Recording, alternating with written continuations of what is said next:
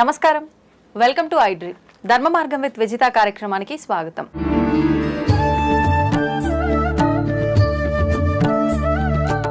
నమస్కారం స్వామీజీ. నమస్తే తల్లి. అయితే ఇప్పుడు దీపారాధన, ధ్యానము, ఎన్నో రకాల మార్గాలు ఉన్నాయి భగవంతుని చేరుకోవడానికి, మోక్షం పొందడానికే మనం ఈ జన్మ తీసుకున్నాము. మనకున్న కర్మల్ని తొలగించుకొని ఒక మంచి ఉత్తమమైన జన్మ తీసుకొని తర్వాత భగవంతుడిలో ఐక్యం అయిపోవడము, ఇదంతా మాట్లాడుతూ ఉంటారు. అయితే నిజంగా నవవిధ భక్తి మార్గాలు అని చెప్పి అంటుంటారు. ఏ మార్గం ఎంచుకున్నా పర్వాలేదు, నువ్వు భగవంతుని చేరుతావని అంటుంటారు. కొంతమంది అతిగా ప్రదర్శిస్తుంటారు దేవుడి విషయంలో భక్తి, అది ఏ మార్గం ఎంచుకున్నా.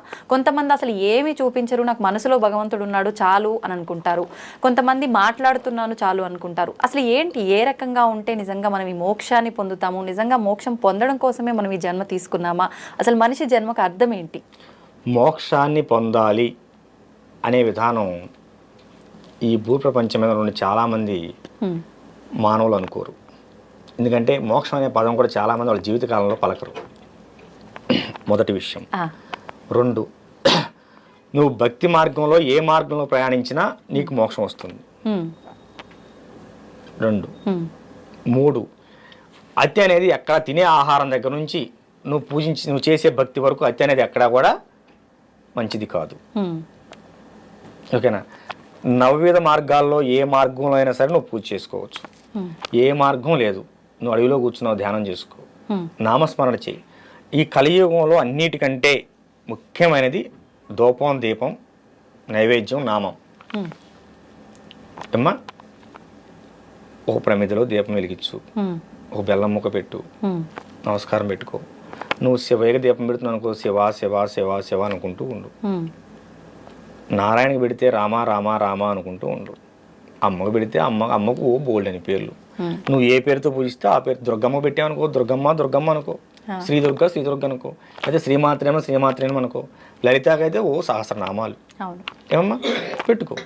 నువ్వు ఏ విధంగా చేసినా నీ ఆత్మశుద్ధి ప్రధానం. ఎదటి వాడిని మోసం చేయాలి, ఎదటి వాళ్ళని ఇబ్బంది గురి చేయాలి, ఎదటి వాడిని హింస పెట్టాలనే భావన మనసులో పెట్టుకొని బయటికి శివయ్య అంటేనే, నారాయణ అంటేనే, అసలు ఏమనకపోతేనే. కనుక మనిషికి మోక్షం ఎక్కడ వస్తుందంటే నువ్వు తెలుసుకున్నప్పుడు వస్తుంది. నువ్వు ఎదటవాడు, నువ్వు నేను సమానమైన విషయం భావన వచ్చినప్పుడు మోక్షం వచ్చినట్టే. అంత జ్ఞానం రావాలంటే సాధ్యమేనా ఈ సామాన్యులకి? నేను చాలా మందిని చూశాను. ఫ్యాన్ షర్ట్లు వేసుకొని అవధూతలుగా బ్రతుకుతున్న వాళ్ళని నేను చాలా మందిని చూశాను. చీమకు కూడా అపాయం చేయని వాళ్ళని చాలా మందిని చూశాను. వాళ్ళు కలియుగంలో వాళ్ళు ఉన్నటువంటి పరిస్థితుల్లో వాళ్ళు ఉద్యోగరీత్యాలు, వ్యాపారీత్యాలు చేస్తూనే ఉంటారు. మనసులో నిత్యం నామస్మరణ చేస్తూనే ఉంటారు. అలాంటి వారిని నేను చాలా మందిని చూశాను. ఉంటారు, లేరు అనుకోకు. కాకపోతే వాళ్ళు అసలు భక్తిని ఎక్కడ ప్రదర్శించరు. కనుక ఉన్నారమ్మా, అలాంటి గొప్ప వాళ్ళు ఉన్నారు కాబట్టి మన ధర్మం ఇంకా బ్రతుకుంది. ఇప్పుడు హిందూ శంకర సభ ఉంది కదమ్మా, అలాంటి వాళ్ళు బోల్డ్ మంది వస్తారు. వాళ్ళని ఎవరిని ఆహ్వానించాల్సిన పని లేదు, తెలిసింది కదా. ఏ బస్సు ఎక్కువ, ఆటో ఎక్కువ వచ్చేస్తారు. కనుక మన ధర్మానికి వాళ్ళే నిజమైన కాపలాదారులు.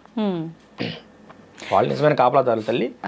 అది ఇప్పుడు ఆడవారి విషయానికి వస్తే చాలా రకాల అన్యాయాలు, దుర్మార్గాలు, ఇంట్లో వాళ్ళే ఆడవాళ్ళని గౌరవించని కొన్ని కుటుంబాలను కూడా చూస్తున్నాం. నిజంగా తీసుకుంటే మన పురాణాల్లో కూడా వారి వెంట యుద్ధానికి ఆడవారిని తీసుకెళ్లిన సందర్భాలు ఉన్నాయి, వాళ్ళ సలహాలు తీసుకున్న సందర్భాలు ఉన్నాయి అని అంటే అవి ఒకసారి మనం వింటే గనక ఎంత ప్రాధాన్యత ఉంది స్త్రీకి అనేది అర్థమవుతుంది. మరి ఈ ప్రస్తుత సమాజంలో ఎందుకు ఆ విలువ దక్కటం లేదంటారు? త్రేతాయుగం, పరశురాముడు రేణుకమ్మ నరికినందుకేగా యుగం అంతమైంది. కృతయుగం, త్రేతాయుగం, సీతమ్మని ఎత్తుకెళ్ళినందుకేగా రావణాసురుడు అర్థమైపోయింది, యుగం అయిపోయింది. ద్వాపర యుగం, ద్రౌపది దేవిని నిండు సభలో జుట్టు పట్టుకుని ఈడ్చినందుకేగా కురువంశం మొత్తం నాశనం అయిపోయింది. అవునా?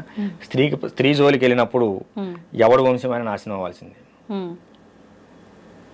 స్త్రీని హింస పెట్టిన తర్వాత, స్త్రీని అగౌరవపరిచిన తర్వాత, స్త్రీ యొక్క ధనమాన ప్రాణానికి అపాయం కనుక జరిగితే ఖచ్చితంగా దానికి మూలం ఎవడైనా సరే వంశం ఆగమైపోతుందమ్మా. ఇంతకంటే దీని గురించి చెప్పుకోవాల్సిన అవసరం లేదు. నీకు 3 ఎగ్జాంపుల్ చెప్పాను. ఓకేనా? మండోదరి మహాప్రతివత అయినా ఆమె ప్రాతిపత్యం రావణాసురుడిని కాపాడలేదు. అవునా? గాంధారి మహాప్రతివత భర్తను పెళ్లి చేసుకునే ముందే కళ్ళకు గంతలు కట్టుకుంది. పెళ్లి చేసుకునే ఎవరైనా కళ్ళకు గంతలు కట్టుకోవచ్చు, తప్పు. పలానా వ్యక్తిని నువ్వు వివాహం ఆడాలి తల్లి అన్నప్పుడే నా భర్త గుడ్డివాడు కనుక నేను కూడా గుడ్డిదానికి ఎలా ఉండాలి ఇప్పటి నుంచే నేర్చుకోవాలని చెప్పి ఆమె కళ్ళకు గంతలు కట్టుకుంది. మహాప్రతివత. పుత్ర ప్రేమ. కొడుకులు తప్పు చేస్తుంటే ఏం చేయలేకపోయింది. అమ్మా నిండు సభలో ద్రౌపది ఏకవస్త్రంతో రజస్వలైనటువంటి స్త్రీని ఏకవస్త్రంతో ఈడ్చినప్పుడు వికర్ణుడు మాత్రమే అడ్డు చెప్పాడు. వికర్ణుడు మాత్రమే అడ్డు చెప్పాడు. లేచి ధర్మరాజు ఓడిపోయిన తర్వాత పందెం కట్టాడు, ఇది నగ్గదు, ఈ కురు సభలో ఇంతమంది గొప్ప గొప్ప ఉన్నారు, భీష్ముని తాత నువ్వు అన్యాయం చేస్తున్నావు, ఇది కరెక్ట్ కాదు అన్నప్పుడు కర్ణుడు దుర్యోధనుడు గద్దిస్తారు వికర్ణుడిని, నీకేం తెలుస్తుంది వర్మి అని. చివరికి వికర్ణుని చంపాల్సి వచ్చినప్పుడు భీముడు బాధపడతాడు. వికర్ణ నువ్వు మా వంశంలో నువ్వు మాకు అమ్మగా నువ్వు మా తోడుగా మాకు తోడుగా పుట్టవలసిందిరా. కురువంశంలో అంత కురు సభలో అంతమంది కౌరవ సభలో ద్రౌపదిని అవమానిస్తుంటే నువ్వు ఒక్కడవే నిలబడి మాట్లాడావు, కానీ యుద్ధ నీతి నేను చంపక తప్పలేదురా అంటే నా ధర్మం నేను మాట్లాడాను అన్నయ్య ఆ రోజున, నీ ధర్మం నువ్వు కానీ అని చెప్పి అంటాడు. తప్పదు, నా ధర్మం నేను మాట్లాడు, కానీ నా మాట విలువలేదుగా, ద్రౌపదిని ఎవరు ఆపలేదుగా, నా మాట లెక్కలేదు కదా. ఈ యుద్ధం వచ్చింది, నేను నీకు శత్రుపక్షంలో ఉన్నాను కదా, కానీ యుద్ధం చేద్దాం, సావో మా గెలుపో ఓటమో మరణమో జీవమో కానీ అంటాడు, చచ్చిపోతాడు, భీముడి చేతులు చనిపోతాడు. వాడిని చంపిన తర్వాత కూడా భీముడు కళ్ళం నీళ్ళు పెడతాడు, వికర్ణ ఎంత పని అయిందిరా అని. ఏమ్మా శత్రువును సైతం కంటతడి పెట్టేలాగా చేసిందా లేదా వాడి నీతి చేసింది. ఏమ్మా ధర్మం ఎప్పుడు కూడా ఒంటరిగా ఉన్న విజయం సాధిస్తుంది, దానికి నీతి ఎప్పుడు తోడై ఉంటుంది. ఓకేనా. ఇప్పుడు ఇంతమందిని కాపాడిన కృష్ణుడు అభిమన్యుని ఎందుకు కాపాడలేదు? అహంకారం పొడిచినప్పుడు వాడు అహంకార పూర్తయినప్పుడు ఎవడైనా పతనం అవ్వాల్సిందే. రథసారథి అర్జునుడు రథసారథి. అభిమన్యుడు అంటాడు, నానా అభిమన్య ఇంత కురుసావం జరుగుతుంది, మనం లోపలికి వెళ్ళకూడదు, వద్దు నానా పరిస్థితులు బాగలేవంటే నేను ఇప్పుడు మంచి ఆవేశంగా ఉన్నాను, ఇప్పుడు శ్రీకృష్ణుడు అర్జునుడు ఎదురైనా కూడా వాళ్ళని కూడా చంపేస్తా అంటాడు. ఖతం, వాడి జీవితం అంతటితో ముగిసిపోవాల్సిందే. అంటే అహంకారం ఎంత స్థాయికి వెళ్ళిందంటే దేవుని సైతం చంపుతానే స్థాయికి వెళ్ళిపోయింది. మేనమామ దేవుడితో సమానం. ఓకేనా. కనుకమ్మ స్త్రీని అవమానించిన, అవహేళన చేసిన, తన యొక్క ధన మాన ప్రాణానికి ఇబ్బంది కలిగించిన ఖచ్చితంగా వాడు వంశమే నాశనం అవుతుందమ్మా. ఇప్పుడు ఎక్కడైనా సరే చూడు, వంశాలే నాశనం అయ్యాయి, ఒక్కడు నాశనం కాలేదు, వాడు వంశమే నాశనం అయిపోయింది. సో కనుక ఇది తెలిసిన వాడెవడు కూడా స్త్రీ జోలికి వెళ్ళాడు. అది వెళితే వాడు సుఖంగా ఉండలేడు. 3 యుగాల నుంచి చెబుతున్నారు, అయినా ఈ మూర్ఖులు మారట్లేదు. చూద్దాం. అయితే ఇప్పుడు ఈ దుర్మార్గపు ఆలోచనలు ఇవన్నీ ఏదైతే ఉన్నాయో వాళ్ళ గత జన్మల పాపపు కర్మల యొక్క ఫలితము అనుకోవచ్చా, లేదు అనంటే ప్రస్తుతం ఉన్న ఆహారం యొక్క ప్రభావము అనుకోవచ్చా, ఏమనుకోవచ్చు అంటారు? ఇప్పుడు మనిషికి ఒక జబ్బు చేసింది అనుకోమ్మా, అది గత జన్మకు సంబంధించినటువంటి కర్మఫలం. గత జన్మ కర్మలు అనేవి రోగాల రూపంలో ఈ జన్మలు ఎంటబడుతూ ఉంటాయి, రుణబంధాలు అనేవి పిల్లల రూపంలో పడుతూ ఉంటాయి. ఇప్పుడు వీళ్ళు చేసే అహంకారపూరితంగా చేసే ఆహారాలు, తినే ఆహారపు అలవాట్లు, ప్రతిదానికి మాంసాహారం కావాలి, ఉన్మాదం పెరిగిపోతుంది. తినే ఆహారం, మనం చూసేటువంటి విధానం, మన మనసులో నుండి ఆలోచన విధానం మీద ఖచ్చితంగా పనిచేస్తాయి. కడుపులో పోయేది, కళ్ళతో చూసేది ఖచ్చితంగా మన బుర్రను పాడు చేస్తుంది. బాగు చేయడం కానీ పాడు చేయడం కానీ రెండు కూడా అదే చేస్తుంది. ఏమ్మా ఇప్పుడు చాలామంది అంటుంటారు సనాతన ధర్మంలో మాంసాహారం తినొచ్చా అని. తినొచ్చా, కానీ చాలా మంది తినకూడదు అని చెప్తున్నారు కదా. కౌలాచారం కులావరణ తంత్రంలో 5వ అధ్యాయంలో చాలా క్లియర్గా మనకందరికి తెలిసే విధంగా శ్లోకం 51వ శ్లోకం ఇవ్వబడింది. ఏంటంటే దానికి ఒక కారణం చెప్తా. ఒక పశువుని ఏదైనా సరే నువ్వు వధించాలనుకున్నప్పుడు, వధించాల్సిన అవసరం ఏర్పడినప్పుడు, అది నీ ఆహారంగా కావచ్చు, భగవత్ ప్రతి మరో దానికి కావచ్చినప్పుడు శివుడికి అంటే నువ్వు ఇష్టదైవానికి నివేదన చేస్తూ ఈ పశుజన్మ నుంచి నీకు ముక్తిని కలిగిస్తున్నాను, నీ యొక్క ఆత్మ ప్రశాంతంగా ఉండుగాక అంటే మంత్రం చెబితే అందరికి అర్థం కాదు కదమ్మా, ఆ విధానం చెప్తున్నాను, ఉండుగాక అని చెప్పి మనం తలుచుకొని దాన్ని బలి పశువుగా పూజ చేసి బలి చేయాలి. దాన్ని 10 మందికి మనం పలహారంగా ప్రసాదంగా పెట్టవచ్చు, ఆహారంగా తీసుకోవచ్చు. ముస్లిమ్స్ కూడా చేసేటువంటి అలాల్ అనే పద్ధతి అదే. వాళ్ళు మక్కా వైపు తిప్పి అలాల్ చేస్తారు. ఆ విధానం మనకు పూర్వీకులు ఎప్పటి నుంచో ఉంది. మనం ఉన్నదాని లేదు అనకూడదు. నేను ప్రామాణికం కూడా చూపించాను మీకు. ఏమా కులావరణ తంత్రం అది కౌలాచారానికి సంబంధించింది, కాకపోతే విచ్చలవిడితనం లేదు. కానీ మన దగ్గర మనం ఆచరించేది కవలాచారమా కాదనుకుంటాను కదా. ఎక్కడైనా నువ్వు మాంసాన్ని వినియోగించాలంటే ఆచారం చేయాల్సిందే, ఆచారంలోకి వెళ్ళవలసిందే. ఇప్పుడు మాంసం కావాలంటే జంతువును వధించాల్సిందే కమ్మా. అంతే. మనం పాలకూర పప్పు చేసుకుని మాంసం కావాలంటే అవుతుందా? లేదు. కాదు కదా. మనం దక్షిణాచారంలో ఉండి వామాచారాన్ని అవలంబించాలంటే కుదరదు, వామాచారంలోకి వెళ్ళాల్సిందే దాంట్లో చేయాలంటే. కనుక కౌలాచారం వామాచారం దానికి సంబంధించినవే, కులాచారానికి సంబంధించినవి. మనకి ప్రతి గ్రామానికి ఊరు బయట ముత్యాలం ఉంటుంది, ఊళ్ళో బొడ్రాయి ఉంటుంది, బొడ్రాయి ప్రతిష్టప్పుడు దున్నపోతుని బలిస్తారు, అందరూ తెలిసిందే, బహిరంగానే ఇస్తారు. మరి అప్పుడు వీళ్ళందరూ ఏమైపోయారు? పండితులందరూ. కానీ ఇప్పుడు అంటున్నారు కదా అవి కూడా తప్పు. ఇక్కడే వస్తుంది నాన్న, మన ధర్మం ఎక్కడే భ్రష్టపడుతుంది. నువ్వు గతాన్ని మర్చిపోవద్దు. గతంలో మనకంటే గొప్ప వాళ్ళు ఉన్నారు, నువ్వు గొప్పవాళ్ళని భావించు, నువ్వు గొప్పవాళ్ళైతే అవి కావచ్చు, కానీ మన పూర్వీకులు ఎందుకు అవమానిస్తావు? మన పూర్వీకులు గొప్పవాళ్ళు కాదా? కొన్ని వేల సంవత్సరాలకు ఎందుకున్నది ఈ ఆచారం? మీరు పెట్టింది కాదే, నేను పెట్టింది కాదే. ఈ మాంసాహారం ఆచారం కొన్ని వేల సంవత్సరాలుగా లేకపోతే, కొన్ని యుగాలుగా లేకపోతే అసలు మేకను నువ్వు ఇంట్లో పెంచవలసిన అవసరం ఎందుకు వచ్చింది? చెప్పు నాన్న. దాన్ని పెంచడం వల్ల నీకు వచ్చిన ఉపయోగం ఏంటి? ఆడుతూ పాడుతూ పెంచుకునేది ఆవు కాదే. మన ఇంట్లో మన ఆచారం సనాతన ధర్మం ప్రకారం అది గోవు కాదే. మరి గోవు కానప్పుడు మనం గోవును మాత్రమే పాలు కోసం, ప్రేమ కోసం, ఆధ్యాత్మం కోసం పెంచుకుంటాం. ఏ తల్లి, అవునా కాదా? ఎందుకంటే మనం ఉదయం లేవగానే గోవుని చుట్టాన్ని ఆనందపడతాం, సర్వదేవతను చూసినట్టు సంతోషపడతాం, గోవుని తాగి పులకరిస్తాం. నువ్వు మేకను తాగి పులకరించవే, గొర్రెని తాగి పులకరించలేవే. మన నీ ఇంట్లో కోడి ఎందుకు? అడవిలో కోడి తిరుగుతున్నాయి కదా, నువ్వు ఇంట్లో కోడి ఎందుకు పెంచుతున్నావు? నువ్వు పెంచలా, నీ పూర్వీకులు పెంచారు. ఏనా? వాస్తవాలు మాట్లాడుకుందాం. వాస్తవాలు ఎప్పుడు కఠినంగా ఉంటాయి. జ్వరం తగ్గించి టాబ్లెట్ ఎప్పుడు చేదుగా ఉంటుంది. నువ్వు తినటాన్ని నువ్వు ఆధ్యాత్మికంగా నేర్పు, ఆహారాన్ని గురించి చెప్పు మాకు. ఆధ్యాత్మికంగా మాత్రమే చెప్పు. ఒక ఆధ్యాత్మికంలోకి వచ్చినప్పుడు వాడు ఎలా ఉండాలని వాడే మారుకుంటూ వస్తాడు. ఒక స్థాయికి వెళ్ళిన తర్వాత మాంసాహారం తినకూడదు అనే విషయం వాడికి తెలిసినప్పుడు వాడే మానుతాడు. నువ్వు ఆహార అలవాట్ల గురించి చెప్పకు. ఎప్పుడైతే నువ్వు వాడి వ్యక్తిగత జీవితంలో జొరపడతావో వాడి ఆహార అలవాట్లకు సరితూగేటువంటి వేరే మతాన్ని ఎత్తుకుంటాడు. అంతే, అవునా కదా తల్లి? ఇప్పుడు మన పూర్వం, ఇప్పుడు గ్రామానికి ఊరు బయట, మా జుజ్జూరు గ్రామంలో ఊరు బయట ముత్యాలం తల్లి ఉన్నది.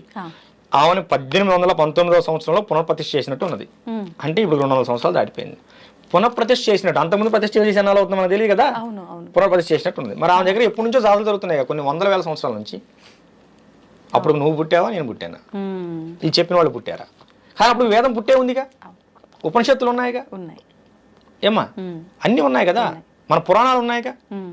మరి అప్పుడు వాళ్ళకి తెలీదా? కనుక ఎదుట వాళ్ళ ఆహారం మీద నువ్వు ప్రవచనాలు ఇవ్వకు. గరికపాటి వారు, చాగంటి కోటేశ్వర గారు లాంటి మహానుభావులే ప్రవచనకర్తలు, వాళ్లే ఒప్పుకున్నారు. మాంసాహారం నిషిద్ధం కాదు నాన్న, విచ్చలవిడిగా తీసుకోకు. మాంసాహారం తీసుకున్న రోజు దేవాలయానికి వెళ్ళకూడదా నిజంగానే అలా? మరి ఒక జీవిని చంపి నువ్వు తిన్న తర్వాత నీ శరీరం మైలైనట్టేగా. మరి అమ్మవారికే నివేదన చేస్తుంటారు కదా. నువ్వు నివేదన చేసుకుని బయటకు వచ్చావుగా. నివేదన చేసే ముందు అక్కడ నువ్వు మాంసాహారం తీసుకుని వెళ్ళలేదు కదా. ముందు అక్కడికి వెళ్ళి ఈ బలి పశువుని పూజ చేసి బలి ఇచ్చిన తర్వాత అక్కడ నువ్వు బయటకు వచ్చేస్తావుగా. ఏమ్మా, అయిపోయింది అంతటితో. కానీ ఇప్పుడు ఏమైందంటే తినే తిండిలో మాంసం, తాగే దాంట్లో మాంసం, ఈ ఫ్రైడ్ రైస్లని, నూడిల్స్లని, సర్వం కోడిగుడ్లని, అవన్నీ అంతా మాంసాహారం నిషేధం కాదు. కానమ్మా మన శాస్త్రం ప్రకారం విచ్చలవిడితనం లేదు. కావాలంటే మీ పూర్వీకులు ఎవరైనా పెద్దవాళ్ళు ఉంటాడు, ఇంటికి కొత్తలుడు వస్తే ఏదన్నా ఒక కోడి లాంటి దాన్ని దేని చేసి పెట్టేవాళ్ళు, ఏదైనా పండుగ వస్తే చేసి పెట్టేవాళ్ళు. అంతేగాని ఇట్లా వారం అసలు ఆదివారం తినడం అసలు లేదు మనకి. ఆదివారం కల్చర్ అనేది బ్రిటిష్ వాళ్ళు వచ్చిన తర్వాత వచ్చింది మన కల్చర్. ఆదివారం కల్చర్ అసలు మనకు లేదు. మన ఇంటికి ఏదైనా పండగ అయితే లేదా మన ఇంటికి ఎవరైనా బంధువులు వస్తే అప్పుడు మాత్రమే మాంసాహారం ఉండేది. మన దొడ్లో చిక్కుడుకాయ ఉండేది, వంకాయ ఉండేది, బెండకాయ ఉండేది, బీరకాయ ఉండేది, అన్నీ ఉండేవి. వాళ్ళు వచ్చారు గనక ఇంట్లో, అది కూడా ఇంట్లో పెరిగిన దాన్నే పెట్టేవాళ్ళు. ఇంట్లో పెరిగిన కోడినే వాళ్ళు చేసి పెట్టేవాళ్ళు. ఇప్పుడు అంతా హైటెక్ యుగం, హైటెక్ ఫుడ్లు. మరీ దారుణం ఏంటన్నా, 10 సంవత్సరాల పాప పెద్ద మనిషి అవుతుంది. దేని వలన? ఈ బాయిలర్ కోళ్ళ వలన, బాయిలర్ చికెన్ వలన. అదే నాటుకోడి పెట్టు కాదుగా. ఈ పిల్లలు కూడా అవే తింటారు, అవే కావాలి, పలావులు, బిర్యానీ. కనుకమ్మా మాంసాహారం నిషేధం కాదు, అలా అని విచ్చలవిడితనం లేదు. ఖచ్చితంగా ఉగాది ఉన్నది, ఉదయాన్ని పంచాంగం చూసుకొని వచ్చి సాయంత్రం పొలంలో పనులు మొదలు పెట్టుకుని వచ్చి అదే రోజు సాయంత్రం జంతు బలి చేసుకుంటారు. గ్రామ దేవతలు జంతు బలి చేసుకుంటారు. పల్లెటూరులో ఉన్నది ఉగాది రోజు చేస్తారు. మా వంశపారంపర్యం మా కులదేవత అంకమ్మ తల్లి, ఆమె ఉగాది రోజు ఖచ్చితంగా బలి ఉంటుంది. మాకు 5-6 తరాల పైనుంచి ఉన్నది. మా అమ్మవారు సొంతంగా, మా నాన్నగారు ఉమ్మడిగా ఉన్న దేవస్థానాన్ని తీసేసి మా కోసం విడిగా దేవస్థానం నిర్మాణం చేశారు. నేను ఒక పీఠాధిపతిని అయిన తర్వాత నేనే ఆపలేకపోయాను ఉగాది బలిని. మా అమ్మగారు మా నాన్నగారు ఆ మాట తీసుకున్నారు. మనకి మా నాన్నగారికి జ్ఞాపకం వచ్చినప్పుడు 5-6 తరాలు, ఇప్పుడు మీరు 7-8 తరాలుగా మనకు అమ్మవారు ఉన్నది. నాన్న నువ్వు ఇలా పీఠాధిపతి అయ్యావు అయినంత మాత్రాన నువ్వు మన వంశం పరంగా వస్తున్న ఆచారాన్ని ఆఫ్ చేస్తే ఒప్పుకోను. మిగతా 360 రోజులు నీవి, 65 రోజులు నీవి. ఉగాది మాత్రం అమ్మవారిది. ఆ రోజు అమ్మవారికి వదిలేయాలి నువ్వు. ఆ రోజు అమ్మవారి జాతర జరగాల్సిందని చెప్పి మా నాన్నగారు నా దగ్గర మాట తీసుకున్నారు. ఎన్ని తరాల నుంచి వస్తుంది. ఇగో ఇలాంటి వాటిని అడ్డగోలు ప్రసంగాలు చేసి ఆపటం వల్లనే ఇవన్నీ ఇబ్బందులు వస్తున్నాయి. సరే ఆఫ్ చేయనా, ఏ మాంసాహారం వద్దు. తోటకూర కట్ట కోసం కొట్టుకుంటారు, కొత్తిమీర కట్ట కోసం కొట్టుకుంటారు. అవునా? కేజీ టమాటాలు 50 రూపాయలు అయితేనే తినగలిగే వాళ్ళు లేరు. ఇప్పుడు మాకు 30% ఉన్నారమ్మా మొత్తం మీద. 20 to 30% ఉన్నారు వెజిటేబుల్స్. 100% అయ్యారనుకుందాం. ఓకేనా? నువ్వు ఇంటర్వ్యూ ఆఫ్ చేసి తోటకూర ఎక్కడ అమ్ముతున్నారో ఎత్తుకోవాల్సి వస్తుంది. అంతే, ఇంకా నీకు దొరకదు. మాటలు చెప్పడం వేరు నాన్న. మనం వాస్తవికత జీవితంలో జీవిద్దాం. అంతే, మనం వాస్తవికతంగా జీవిద్దాం. నేను ఫైనల్గా చెప్పేది ఏంటంటే మాంసాహారం నిషేధం కాదు, కానీ విచ్చలవిడితనం లేదు. మీకు తెలియకపోతే ఈ కులవర్ణ తంత్రాన్ని ఒకసారి చూడండి. దాంట్లో ప్రత్యేకించి ఒక పశువును బలిచ్చే ముందు ఏ మంత్రం చదవాలో కూడా మంత్రం కూడా ఉన్నది. ఆ మంత్రం అనేది నువ్వు పక్క బయట ప్రపంచంలో తీసుకొచ్చి 10 మందికి నేర్పితే మనోళ్ళు ఇంకో చోటకి వెళ్ళి అలాల మాంసం తినాల్సిన అవసరం ఉండదు. మనం చెప్పం, వాడిని చేయనీయం. ఇప్పుడు వాడి వృత్తి వాడు చేసుకుని బ్రతుకుతుంటే వాడిని వద్దంటాం. నువ్వేం ఆ వృత్తిలో ఎలా నడవాలో నువ్వు నేర్పవు. ఏమ్మా, రేపు సంక్రాంతి తర్వాత ఈ మంత్రాన్ని ఒక 10 మందికి నేర్పుదాం అనుకుంటున్నాను. ఈ మాంసాహారం జంతు బలి మంత్రాన్ని బాబు హలాల్ మంత్రం ముస్లింస్కే కాదు హిందువులకు కూడా ఉన్నది. బలి మంత్రం అని చెప్పిన ఒక 10 మందికి నేర్పితే ఈ 10 మంది వెళ్ళి ఇంకో 10 మందికి నేర్పుతారు. మరి ఇప్పుడు పనిలో పని చెప్పేస్తే లేదు నాన్న, గురువు గారు అనుమతి లేదు. అవునా? సరే గురువు గారిని చెబుదామని ఆగాను. ఒకవేళ మీరు గురువు గారు అనుమతి ఉన్నా ఇలా వీడియో రూపంలో అందరికి చెప్పొచ్చు. అవకాశం ఉంటే మళ్ళీ మీ ఛానల్లోనే చెబుతాను ఈ విషయాన్ని అంతా. ఓకేనా? అది ఖచ్చితంగా చెప్పాలి నాన్న. ఇప్పుడు కటిక వాళ్ళ ఒక తెగ ఉన్నది, మన హిందూ ధర్మంలో కటిక తెగ ఒకటి ఉన్నది. అవునండి, వాళ్ళే మాంసాహారం చేస్తారు. వాళ్ళు గాని రజకులు గాని చేయొచ్చు. అసలు వాళ్ళిద్దరికి తప్పు లేదు. రజక వర్ణానికి కానీ కటిక వర్ణానికి కానీ తప్పు లేదు. అసలు ఆ వర్ణం వాళ్ళే లేరు. ఇప్పుడు ఏమైపోయారంటారు? వర్ణాలన్నీ మాయమైపోయినాయి అమ్మా. మనమే మాయం చేసుకుంటున్నాం. నువ్వు వెళ్ళి ఎక్కడో తెచ్చుకుంటున్నావు, వీడి కొట్లో కొనవు, వీడి ఎండోళ్ళు ఎగదోలుకుంటాడు, వీడికి భార్యాపిల్లలు ఉంటాడు కదా, వీడు వాడి కింద కూలికి వెళ్తున్నాడు. మన ధర్మాన్ని మనం బతికించే ప్రయత్నం చేయాలి. అవును. ఈ తిండి మీద బట్టల మీద పక్కన పెట్టు. మన ధర్మంలో ఎవడన్నా వెనకబడిపోతున్నాడంటే ఒక వర్ణం వాళ్ళు ఎందుకు వెనకబడిపోతున్నారు దాని మీద దృష్టి పెట్టండి. దేవాలయ మాన్యాలు మొత్తం అమ్ముకున్నారు. ఇవాళ వచ్చి సేవ చేయమంటే ఎవడో ఎలా చేస్తాడు? ఇప్పుడు మా నాన్నగారు అమ్ముకున్నారమ్మా. మా దేవాలయం భూమి ఉందనుకుందాం, మాన్యం 4 ఎకరాలు మా నాన్నగారు అమ్ముకున్నారు. నన్ను వచ్చి దేవాలయంలో సేకరి చేయమని ఎందుకు చేస్తాను? నాకు హక్కు లేనప్పుడు బాధ్యత లేదు కదా. అదే కదా, నేను నా హక్కును కోల్పోయాను. నాకున్న దేవాలయం సంబంధించిన ఆస్తి మీద హక్కు నేను కోల్పోయినప్పుడు నాకు దేవాలయం బాధ్యత ఎందుకు ఉంటుంది? ఇది రాజకీయ కోణంలో జరిగిన కుట్రమా. రేపు హైందవ శంకరంలో అదే చేస్తున్నాం. ఖచ్చితంగా మన దేవాలయ ఆస్తులను మనం తిరిగి వస్తే మళ్ళీ మన దేవాలయాన్ని కలకలాడుతుంది. 1,00,000 ఎకరాల పైన ఈ 2 తెలుగు రాష్ట్రాల్లో 1,00,000 ఎకరాల పైన అన్యాక్రాంతం అయిపోయింది మన దేవాలయ భూములు. లెక్క ప్రకారం 1,40,000 చిల్లరమ్మా. 1,40,000 ఎకరాలు అన్యాక్రాంతం అయిపోయింది. అది తల్లి. అయితే ఇప్పుడు భగవంతుడు ఒక్కరే అంటారు కదా. అవును. కానీ శివుడిగా, కృష్ణుడిగా, రాముడిగా రకరకాల రూపాలతో రకరకాల పేర్లతో ఆరాధిస్తూ ఉంటాం. ఎవరికి నచ్చిన రూపంలో వాళ్ళు. ఎందుకు భగవంతుడు ఒక్కడే అయినప్పుడు ఇన్ని రూపాల్లో ఎందుకు ఆరాధించాలంటారు? ఈ ప్రశ్న అడగాల్సినంత అవసరం ఏముంది? నా చిన్న ప్రశ్న. నేను యోగి నరేంద్రానంద స్వామీజీని. మా నాన్నగారికి నేను 5వ సంతానం, చిన్న కొడుకుని. మా అన్నయ్యకి నేను తమ్ముడిని, 3 అక్కలకి తమ్ముడిని. ఇప్పుడు మా అన్నయ్య గారి పిల్లలకి నేను బాబాయిని. ఓకేనా? నా భార్యకి నేను భర్తని, మా అత్తయ్య గారికి నేను అల్లుడిని. నా మీద చెబుతాను, ఇంకోటి వద్దు. నా పిల్లలకి నేను తండ్రిని. ఇప్పుడు మా అక్కయ్య గారి పిల్లలకి నేను మేనమావని. నాలో ఎంతమంది కనిపించారు నీకు? ఎన్ని పేర్లు కనిపించాయి? ఒక సామాన్యమైన నాకే ఇన్ని బంధాలు, ఇన్ని పేర్లు ఉన్నప్పుడు భగవంతుడు ఉంటే తప్పేంటి? మరి భగవంతుడు ఒక్కడే అని చెప్పడం ఎందుకు? నేను ఒక్కనేగా. మీరు ఒక్కరే, మీ పక్కనున్న వాళ్ళందరికీ మీరు ఒక వరసతో అలా ఒక బంధం ముడిపడి ఉంది. అవును. అంతేగాని ఇప్పుడు భగవంతుడు కూడా అంతే. ఇప్పుడు నేను చూసే కోణంలో నాకు శివుడు, నువ్వు చూసే కోణంలో నీకు విష్ణుమూర్తి. ఓకేనా? ఇంకోళ్ళు చూసే కోణంలో లక్ష్మీదేవి. ఇప్పుడు కాళికాదేవి ఎన్ని అవతారాలు ఉన్నాయి? పార్వతీ ఏదైనా పార్వతి నుంచి వచ్చిన అంశే. ఆ. ఓకేనా, పార్వతీదేవి ఒక్కరే. సొమ్ముని సంపాదించినప్పుడు దుర్గగా వచ్చింది, రక్తబీజం సంపాదించినప్పుడు కాళిగా వచ్చింది, ఏమ్మా పరివారాన్ని కాపాడగా వచ్చినప్పుడు వారాహిగా వచ్చింది, శాంతమూర్తిగా ఉన్నప్పుడు లలితగా వచ్చింది. అవును. సందర్భాన్ని బట్టి భగవంతుడు తన రూపాన్ని వ్యక్తపరిచాడు. ఇప్పుడు ఇక్కడ కరెంట్ ఒకటే, బయట నుంచి వచ్చిన కరెంట్ ఒకటే, వెలుతురు కావాలన్నప్పుడు లైట్లోకి వెళ్ళింది, అవును. ఏసీ చల్లదనం కావాలన్నప్పుడు ఏసీలోకి వెళ్ళింది. అంటే ఏసీలోంచి కరెంట్ ఈ విధంగా వ్యక్తపడుతుంది. అంటే మనం ఏ విధంగా కావాలనుకుంటే భగవంతుడు ఆ రూపంలో నీకు దర్శనం ఇస్తున్నాడు. అదే మన ధర్మం యొక్క గొప్పతనం. నేను ఈ పేరుతోనే ఉంటాను, నన్ను ఇలాగే ఆదరించాలి, నన్ను ఇలాగే కొలవాలి, ఈ పేరుతో కొలవకపోతే మిమ్మల్ని చంపేస్తాను, అది ఈ పేరుతో కొలవాలని చంపేయండి అని మన ధర్మంలో ఎక్కడా లేదు. నువ్వు మొక్కలో చూసినా, రాయిలో చూసినా, రత్నంలో చూసినా, శిలపై చూసినా, నువ్వు ఏ దృష్టితో చూస్తావో నిన్ను ఆ దృష్టితోనే అనుగ్రహిస్తానని చెప్పాడు స్వామివారు భగవద్గీతలో, శ్రీకృష్ణ వారు. నువ్వు ఏ ఏ దృక్పథంతో ఏ ఏ విధంగా నువ్వు దర్శించుకుంటావో నిన్ను ఆయా విధంగానే నిన్ను అనుసరిస్తాను, అనుగ్రహిస్తాను అన్నాడు. ఇక్కడ ఇంకో విషయం చూడండి, బట్టి అనుగ్రహించడం కాదు, అనుసరిస్తాను అంటే నిన్ను నేను ఫాలో అవుతాను, నిన్ను అనుగ్రహిస్తాను, నిన్ను ఎల్లవేళ ఎప్పుడు కూడా నా నామస్మరణ నువ్వు ఏ రూపంలో కొలిచినా నిన్ను నేను కాపాడుతూ ఉంటాను, ఆఖరిగా నీకు ముక్తినిస్తాను అని చెప్పాడు. కనుక ఇక్కడ కరెంట్ ఒకటే, నువ్వు వంటగదిలోకి వెళ్ళినప్పుడు మిక్సీ తిరగాలి, ఉపయోగించే విధానాలు వేరు. ఇప్పుడు శ్మశానకాళి త్రైలింగేశ్వరుడు అమ్మవారి సాధన చేసి గొప్ప యోగిగా మాలాంటి వాళ్ళందరికీ ఆదర్శంగా మిగిలిపోయాడు.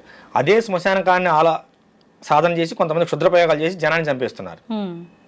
ఉపయోగించే విధానం ఒకటే ఏమ్మా, ఉపయోగించే విధానం తెలుసుకోవాలి. సాధన ఒకటే, ఉపయోగించే విధానం వేరు. భగవంతుడు ఒకటే, మనం తీసుకునే రూపం వేరు. కాళీని అందరూ తట్టుకోలేరు, భయపడతారు.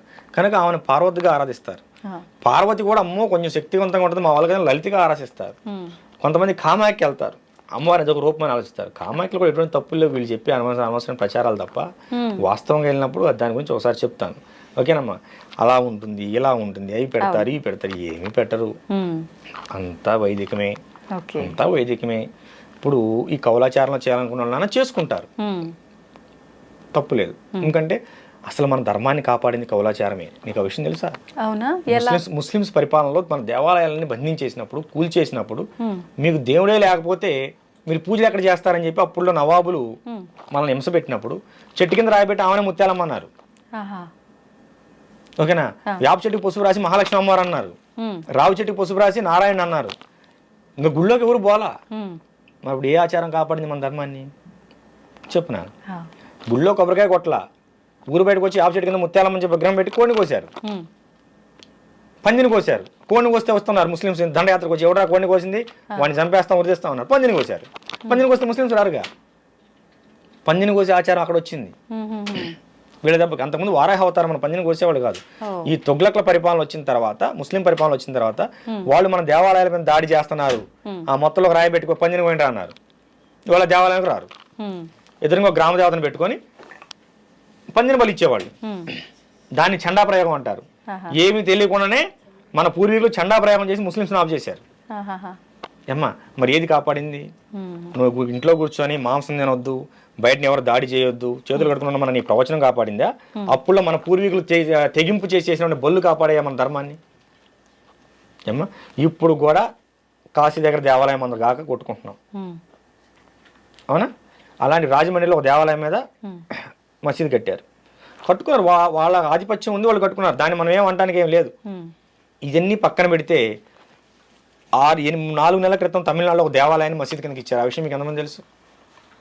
దేవాలయం పాడుపడిపోయిందని చెప్పి దాన్ని బాగు చేయించి మన తమిళనాడు ప్రభుత్వం మసీదు కిందకి ఇచ్చేసింది. ఏమ్మా మాటలు చెప్పడం వేరురా తల్లి, ఆచరణలోకి వెళ్ళిన తర్వాత అది వేరుగా ఉంటుంది.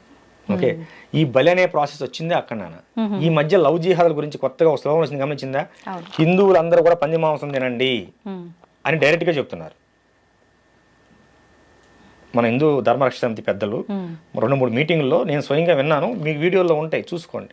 పబ్లిక్ చెప్పినవి అవన్నీ. ఈ లవ్ జిహాద్ని తట్టుకోవాలంటే ఆడపిల్లలకి పంది మాంసం తినడం అలవాటు చేయండి అని చెబుతున్నారు. వీళ్ళు ఇప్పుడు అలవాటు చేసేది ఏంటి? మన పూర్వీకులు ఎప్పుడో చేశారు, దేవాలయాలు కాపాడుకోవడానికి పందులు కోసారు, పందులను బలిచ్చారు. ప్రతి దానికి బలమైన కారణం ఉందమ్మా. మాటలు వేరు, వాస్తవికతలోకి వెళ్దాం, ఓకేనా? కాషాయం బట్టలు పట్టుకుని ప్రతి ఒక్కడు సాధకుడు కాదు, స్వామీజీ కాదు. సాధన చేయాలి, దాన్ని సాధనాపరమైన లోతుపాతులు తెలుసుకోవాలి, అనుష్ఠానంలో బలం పెంచుకోవాలి. అప్పుడే కదా వాడు స్వామీజీ అయ్యేది. నీ దగ్గరకు వస్తే 10 మంది సమస్యలు తీర్చగలిగేది. అవును. అదేవిధంగా ఒక మాట చెప్పేటప్పుడు కూడా దాని పూర్వాపర విశేషాలను పూర్తిగా తెలుసుకోవాలి. అసలు ఈ బలి అనే ప్రాసెస్ ఎందుకు వచ్చింది అన్ని పక్కన పెట్టు. అసలు పందులు ఎందుకు బలిస్తున్నారు దేవుళ్ళకి, దీన్ని చెప్పు అమ్మా. ఎందుకు బలిస్తున్నారు? ఈ ముస్లిం దండయాత్రలను తట్టుకోవడం కోసం చేశారు.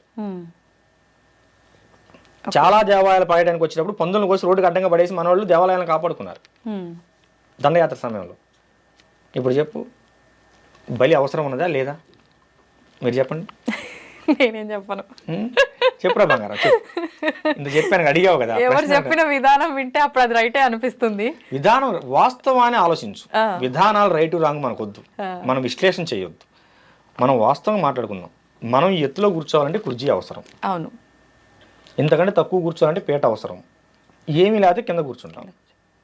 మనం ఈ హైట్లో కూర్చున్నాం అంటే మన కింద ఏదో వస్తువు ఉందనే కదా అర్థం. అంతే. ఏమీ లేకుండా మనం ఇంత హైట్లో ఎలా కూర్చున్నాం?